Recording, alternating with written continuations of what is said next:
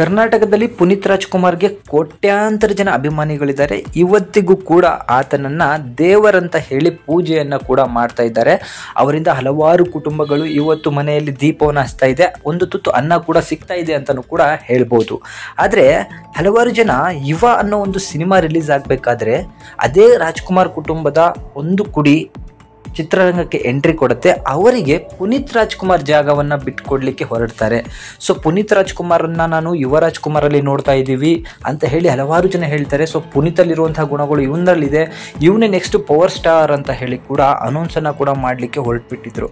ಆದರೆ ಇವತ್ತು ಅವರಿಗೆಲ್ಲ ಒಂದು ನಾಚಿಕೆ ಆಗುವಂತಹ ಒಂದು ದಿನ ಬಂದ್ಬಿಟ್ಟಿದೆ. ಯಾಕಂದರೆ ರಾಜ್ಕುಮಾರ್ ವಂಶದಲ್ಲೇ ಅಥವಾ ದೊಡ್ಡ ಮನೆಯ ವಂಶದಲ್ಲೇ ಈ ಥರ ಒಂದು ಘಟನೆ ಯಾವತ್ತೂ ಕೂಡ ನಡೆದಿರಲಿಲ್ಲ. ಹೆಣ್ಣು ಮಕ್ಕಳಿಗೆ ಅಷ್ಟೊಂದು ಗೌರವ ಕೊಡುವಂತಹ ಆ ಕುಟುಂಬದಲ್ಲಿ ಈ ಥರ ಒಬ್ಬ ವ್ಯಕ್ತಿ ಬಂದುಬಿಟ್ಟಿರೋದು ದೊಡ್ಡ ಒಂದು ಕಳಂಕ ಅಂತಲೇ ಹೇಳ್ಬೋದು. ಈ ಥರ ವ್ಯಕ್ತಿನ ನೀವು ಹೋಗಿ ಪುನೀತ್ ರಾಜ್ಕುಮಾರ್ ಜಾಗದಲ್ಲಿ ಕೂರ್ಸೋಕ್ಕೆ ಹೋದ್ರಲ್ಲ, ನಿಮಗೆ ನಾಚಿಕೆ ಆಗಬೇಕು.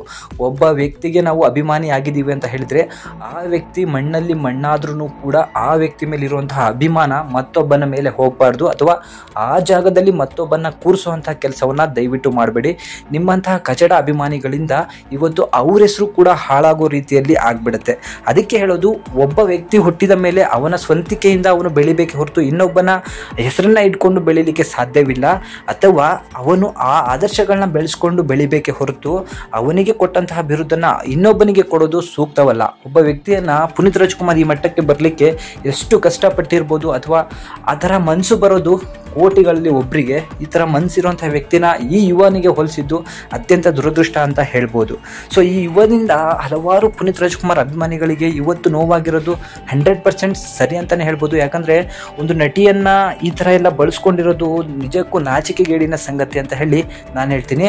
ಯಾರು ಪುನೀತ್ ರಾಜ್ಕುಮಾರ್ನ ಅಪ್ಪಟ ಅಭಿಮಾನಿಗಳಿದ್ದೀರಾ, ಯಾವತ್ತೂ ಕೂಡ ಆ ವ್ಯಕ್ತಿಗೆ ಮಾತ್ರ ಅಭಿಮಾನಿಗಳಾಗಿ ಅವರ ಜಾಗದಲ್ಲಿ ಇನ್ನೊಬ್ಬರನ್ನ ಕೂರಿಸಲಿಕ್ಕೆ ದಯವಿಟ್ಟು ಪ್ರಯತ್ನನೇ ಮಾಡಬೇಡಿ.